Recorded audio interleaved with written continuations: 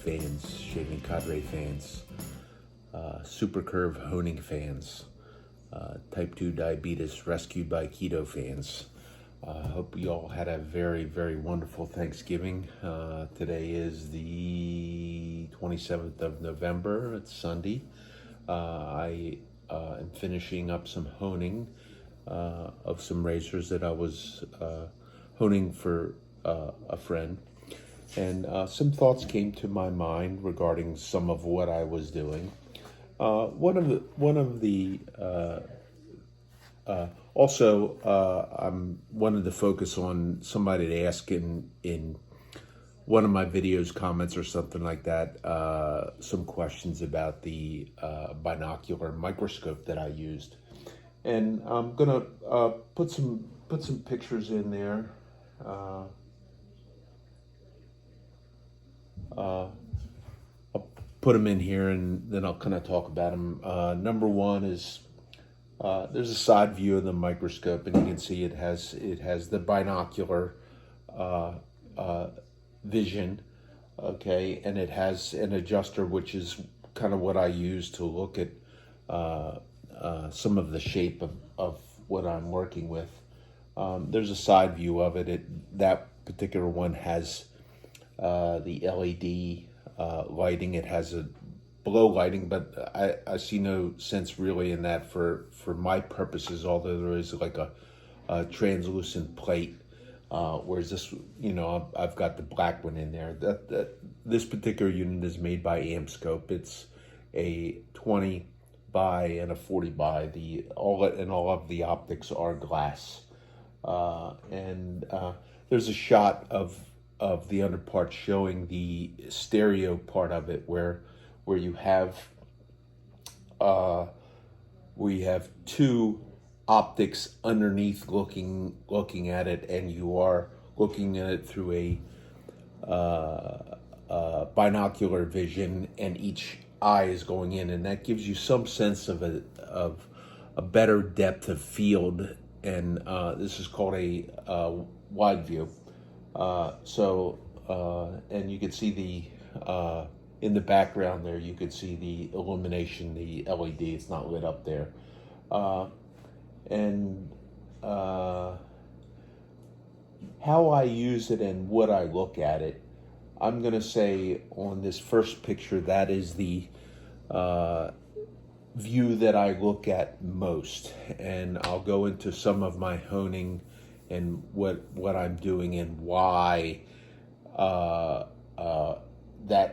that is probably the one that I use the most, because I'm checking that where I can see the different levels of the convexity, grinding, honing that I'm putting in there, and the levels across the bevel, as well as the very, very edge, and whether there are any defects in that. I've seen a lot of people that have photographs of work that they do, and they're kind of in, and I use this occasionally, this particular picture, but a lot of, in microscopic imaging and viewing, a lot of it has to do with how the light is reflecting off of it, and this particular one is not necessarily terribly useful for me. When one of my mentors the mentor really in this honing style that I have affectionately called SuperCurve honing, has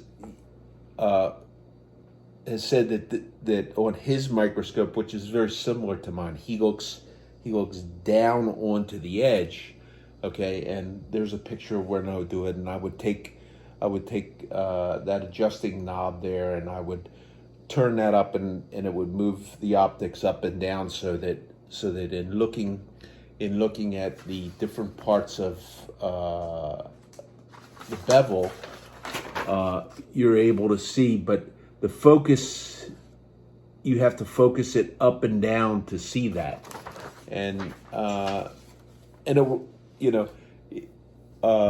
I'm using different grits as well as different curves, and some of the different grits is able to give me a little bit of a different light refraction, and you can see the differences in what you do. Now that particular view right there is sideways, okay, which is giving the light from uh,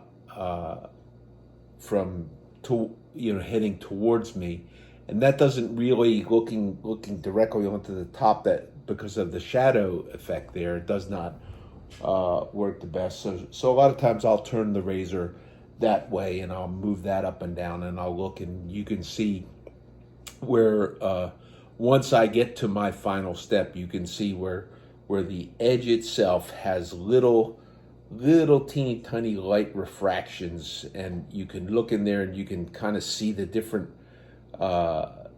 shapes that are in there based on the abrasion pattern.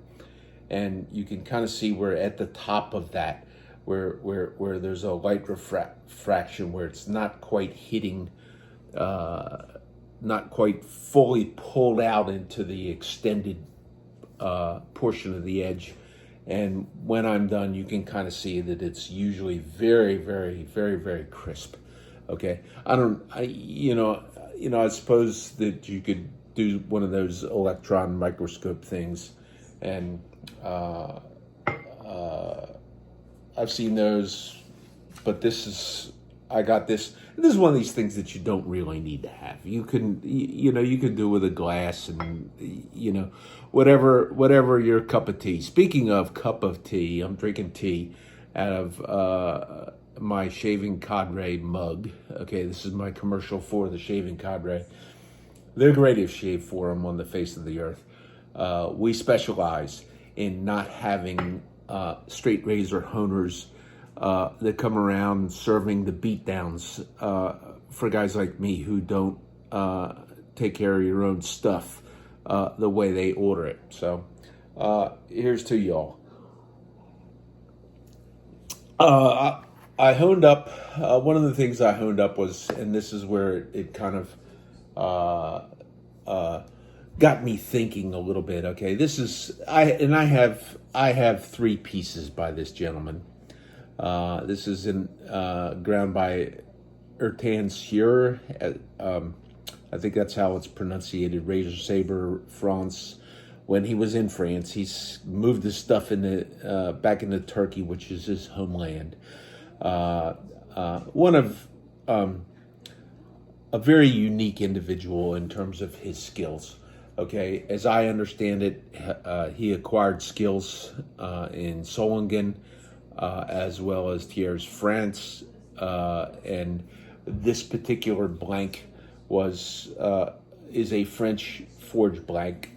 This is not my razor. This is one that was here, but very unique, very, very thin grinding. He's one of the, and if you do the thing where you bend on your thumbnail, you could actually, this is done. I'm not gonna do that on this one. But then I got to thinking about grinding and sharpening and that sort of stuff. And my thoughts kind of went around to some reading that I had done for Boker, and this is the last razor I'm going to do. This is a Ralph Aust Solingen, and Mr. Aust is probably I don't know for sure. He may be the only German grinder who has transferred over his honing to flat hones, because his market demands that you hone razors flat. Now, when you have some imperfections that are due to the nature of doing a hollow grind, I'm not so sure how. He has a good reputation. That's all I'm going to say, and he has chosen to do that. And so, whatever your cup of tea, and if you decide to hone a different way, that's okay. But on the Boker, and on the Boker website, there's some really neat information. They have a blog there on Boker USA. It's worth taking a look. See, one of the supervisors there has been there about 30 years. Is also a gentleman from Turkey, and I'm not so sure if he and Ertan knew each other or worked together, but I would think that based on some of the things that you're reading here, where there's actually, it actually said that there's I don't know if it's right in here on this one, but somewhere in there it does say, okay, it says there are only a handful of the best and most specialized grinders in the world that have mastered this skill, this ultimate skill. This is what this says. This is written right here, ultimate skill in straight razor production. So there's really only a couple of guys that can do that. And Mr. Austin's one, Ertan Sieur, I remember once when one of the famous bipolar homemeisters in Idaho was serving out the beatdowns, he had indicated that because he does regrinding, he's better than the people who originally grind the razors. Sure, man, sure. But you can be sure, okay, that he doesn't, and this is in Boker's literature about what I do. I call it SuperCurve. It is a SuperCurve hollow bevel. I do a hollow bevel, and this talks about the hollow grind. There's a picture of the hollow ground razor with the belly right here, okay, and Boker does all of their razors this way, and this was also because, I shaved recently with my Boker, and it's a good shaver. Okay, but it says the belly lies in front of a strong hollow section, which is the main hollow section in there, and just behind the edge, listen now, which has a small hollow grind itself. And there's only one way to get that small hollow grind, and that goes back into, Boker has been in business, since 1870, 1880, something like that. Okay, but even going back further than that is the ancient German grinders handbook, where they outlined, okay, some of the techniques that I have made in my practice. Okay, so I have refined and narrowed down my the tools that I used, okay, to a couple, and I want to kind of review those. Okay, and I've made other videos where I've shown where I've done these. Okay, I have 3 Arkansas here. These are recently purchased. I also have another one here that's bigger and that kind of stuff. But I just want to illustrate with these here because these are of a size that are a little bit easier to shape on the Jared plate, and the one which is not shaped on the Jared plate, which is kind of a freehand shaping. And not necessary, but this is the Suhiro 20K, which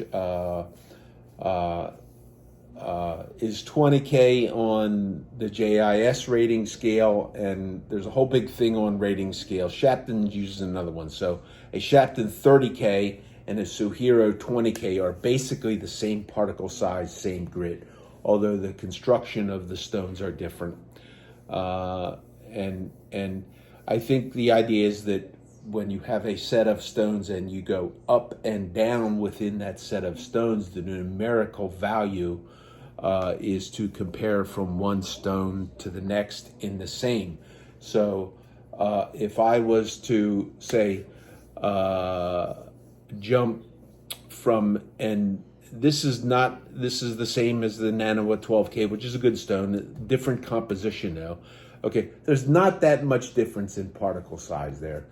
But just because a stone is 30K, it doesn't mean that it is actually a little bit smaller in micron size, but you're basically at a half micron, okay?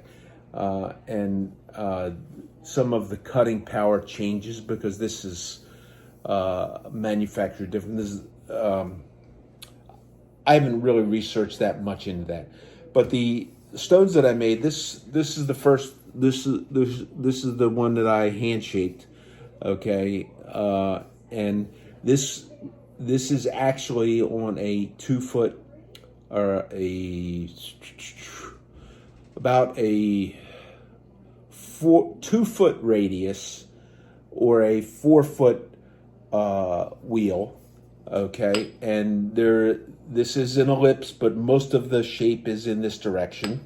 The secondarily is this one here, which is close, and I don't know if you can pick that up on the camera, but you can see that there's a little bit of a further drop on the edges from this side. And using a diamond plate to make this went a lot quicker than I thought it was. And great thanks to JPO who did a video. And thirdly, this is a translucent Arkansas, which is done on the Jared plate, but in this direction. So this and this have the same geographic shapes, except this one is in this one being in this direction, and this one being more of the. So this is a 6 foot wheel, or a let's see, 2 meters, 2 meter wheel, 6 foot wheel, 3 foot diameter, 2 foot diameter, and this is 3 foot diameter going this way, and a 12 foot diameter going this way. And this one and this one have the same shape. Now, one of the things that I did, and I'm refining my style as I go along, and I'll do a little bit here on this. I'm not going to do a lot because I've done other honing videos where you know you can just go on and honing for 2 hours. Okay, but in addition to that, a couple of things that I liked, and I made this application based on the Grinder's Handbook, where they talked about not only different shapes, okay, and I got a little bit further to go to get to the last shape in actually doing honing of flat, okay, and I want to get to the microscope portion of that in a minute too. But I'm working with a couple of Nagura Superstone Naguras to make a slurry on there, and I like this for the simple reason, and the grits that I have are 1,000, 5,000, and 12,000. And the reason I like these is because in my microscope, as I go through this, I can create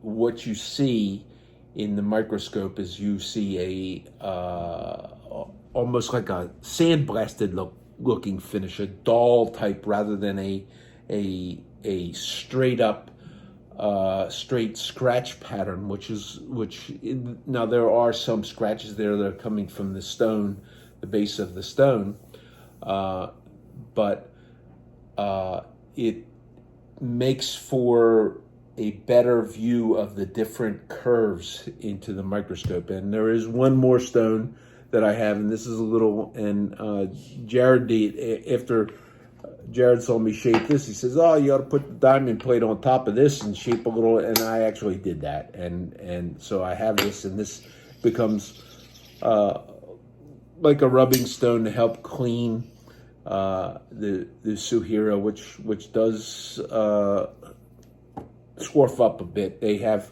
their own, and I did shape this, but this is a much coarser grit, and I think sometimes that can be a little bit, make this surface a little bit too aggressive. And in what I see in the microscope is a lot of the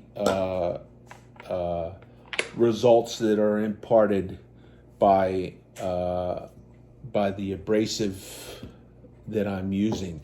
Okay, so on this first curve, it's a little bit of water and making a slurry on it, and this particular one at a 1000 grit, this is kind of what I use to cut when I want to cut back into the back bevel and do so aggressively. Although it is not as aggressive as the cuticle that I have. This one cuts a little bit faster in there, but I really don't do that much volume of material removal, and probably the highest volume of material removal happens right here. Okay, whereas in the flat razor honing method that I tried and never really got good at, I could never really get an edge that quite satisfied me, where you're on a stone and you're on a flat stone and you're on there and you're abrading the entirety of the edge and the entirety of the spine all at the same time on what is very likely an imperfect piece. And these are, I don't care what you say, they're all going to be a little bit imperfect. They're all, if you see razors and how they're made, they're made by hand. Boker still uses the two-wheel grinder, as does most of the older production people, where you have a wheel on each side and water coming in, and they put this thing and they grind this both sides at a time. Machine is called the Hexa, and that was a late 1800s invention, as I understand. The Turkish fella Ertan Sur, he rebuilt one, and his machine is like from early 1900s, and he uses it.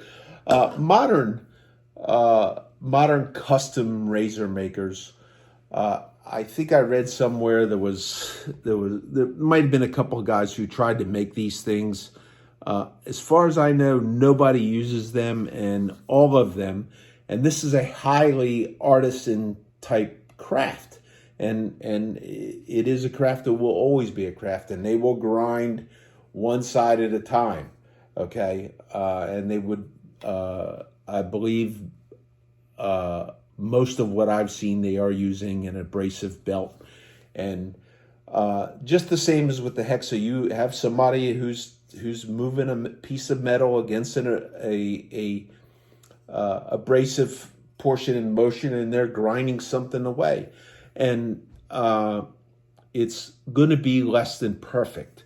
And in that statement of being less than perfect, that's something that with the different abrasions here and the different curvatures looking in the microscope, when I look at that one view where I'm going across and I'm looking at the bevel, you can literally see three levels where in three different places.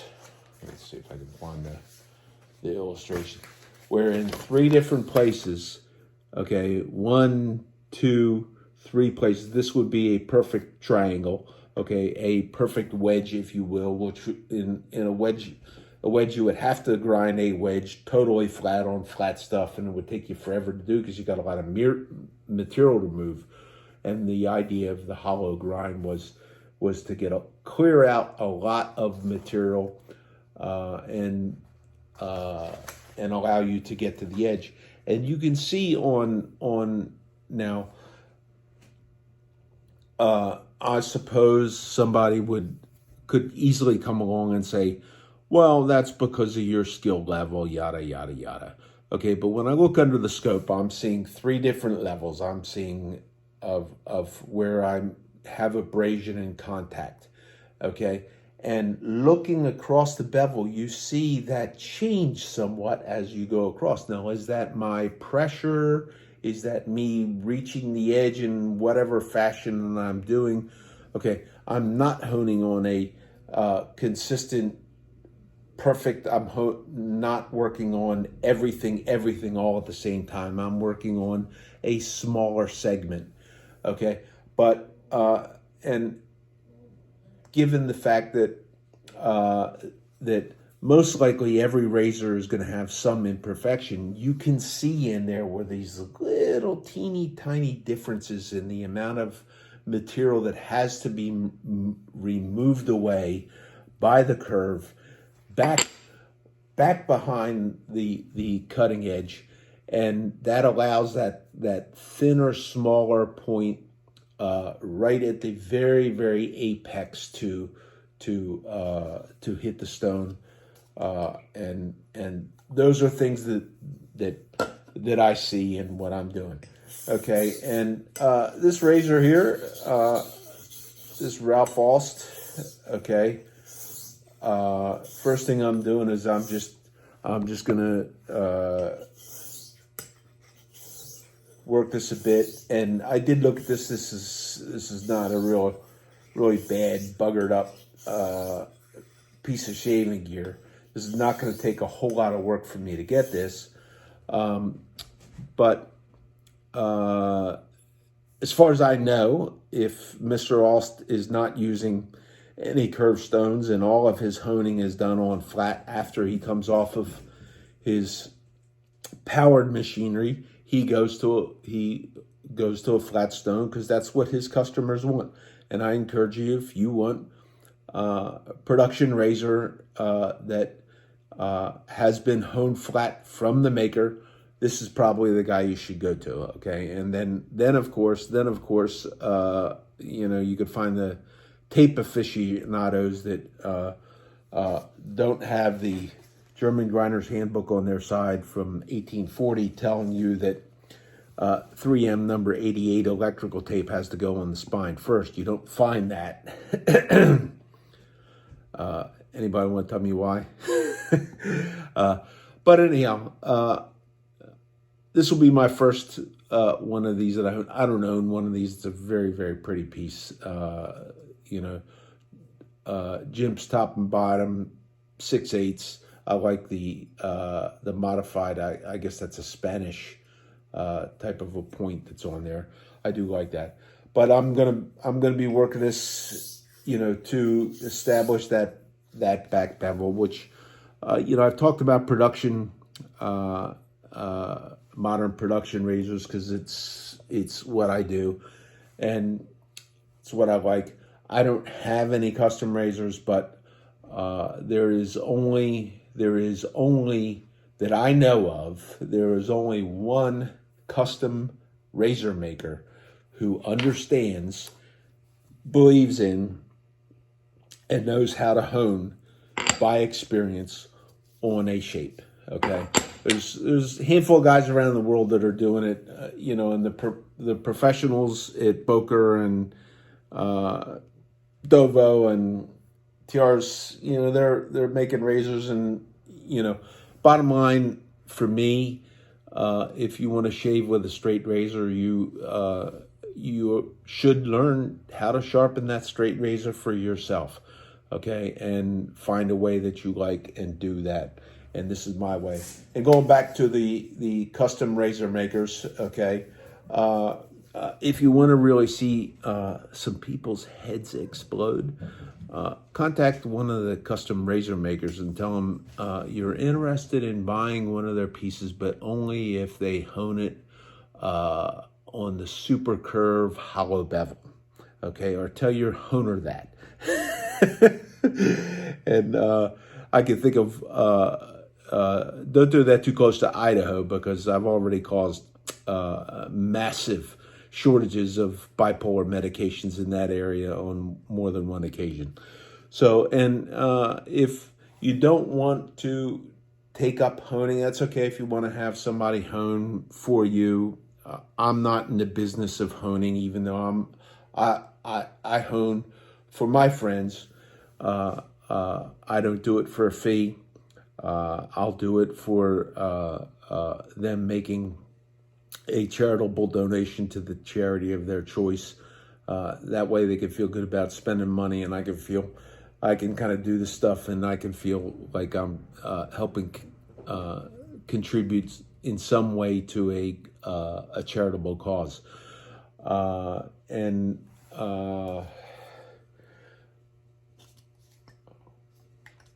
in the event that you are, and I think what I'm going to do, I was thinking about this in terms of, you know, if you want to take up straight razor shaving and you do not want to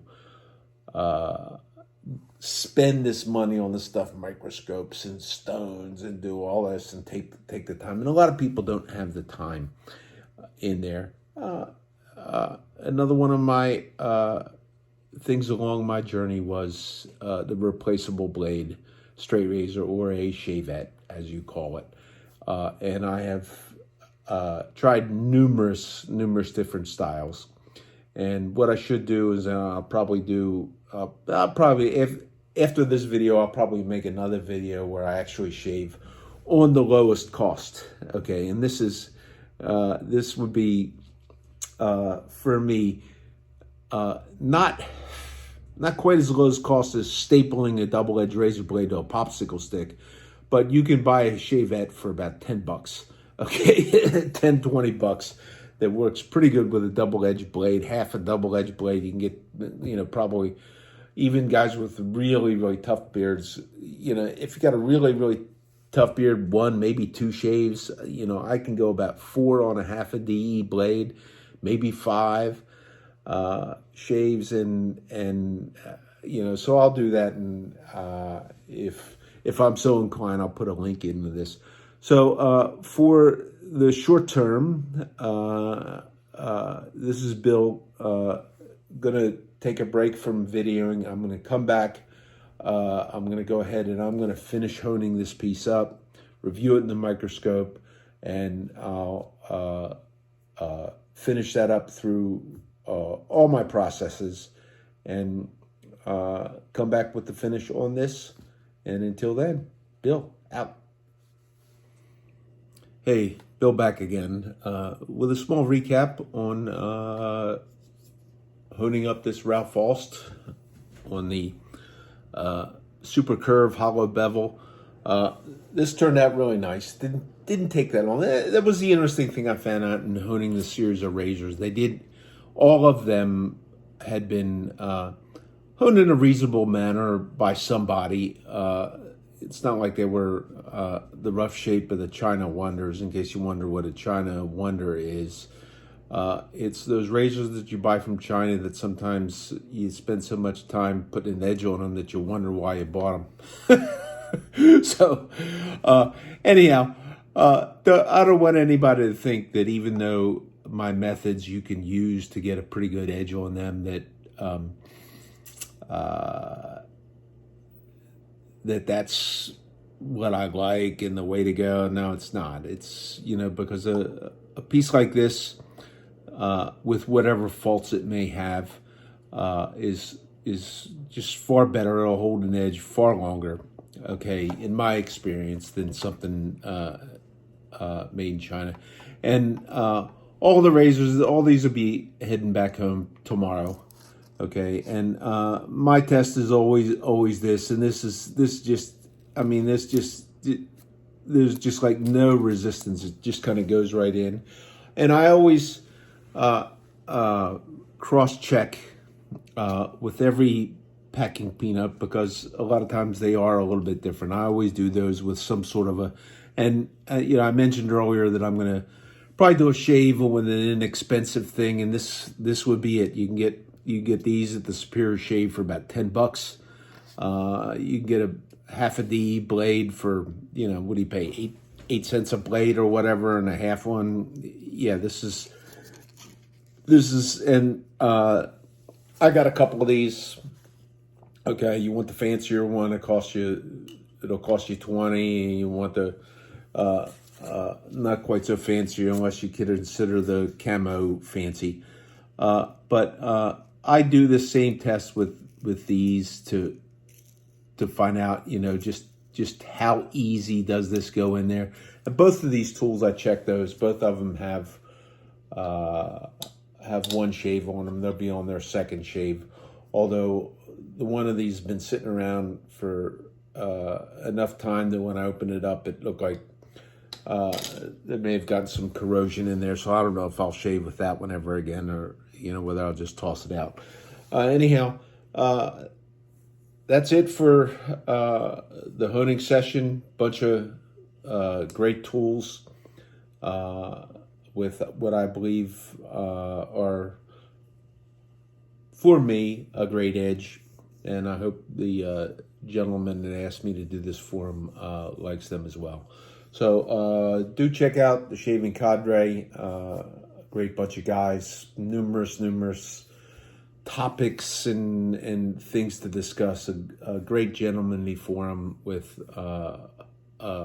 quite a diverse group of people that all kind of surround themselves with this one little crazy hobby of how we spend 10 and 20 minutes or half an hour or an hour or whatever shaving. So anyhow, Bill out, and I will be doing another video on this to show that you don't got to go out and you don't got to buy all this stuff. It is, you know, you don't need this stuff, okay? If you are curious about open bladed shaving, now naturally, some people, they get into this and they start into it, and it becomes a hobby thing for them, and they spend money on it. But if you are interested, I have, for a long time, since I got this tool here, this was my first shavette, okay? I have said that and I started with straights and then moved over to these, and then I became dissatisfied with my straights until I came upon the particular sharpening method that I use, and I had sent razors out and had them sharpened by a number of different pros, and you know, it's like I just would have rather pick this up, and then once I found out that I could get something and have that enjoyment and the difference in using something of substance and something with a longer blade and something that I gave of myself into that instrument to sharpen it, and went through the occupation of doing that, it became something that kind of satisfied me. So whichever way you go, okay, happy shades. Bill out.